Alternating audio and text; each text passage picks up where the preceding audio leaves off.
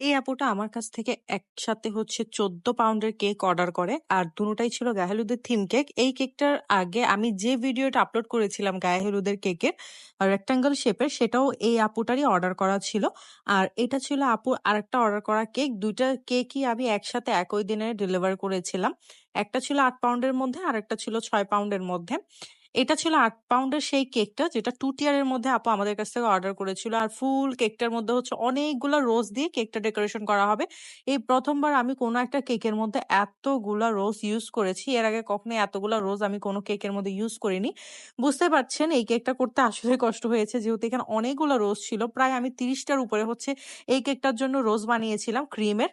তো প্রথমে আমি নিচের পার্টটাকে হচ্ছে চকলেট ক্রিম দিয়ে হচ্ছে ফিনিশিং করে নিয়েছিলাম। আপু নিচের পার্টটা চকলেট ফ্লেভারের মধ্যে অর্ডার করেছে।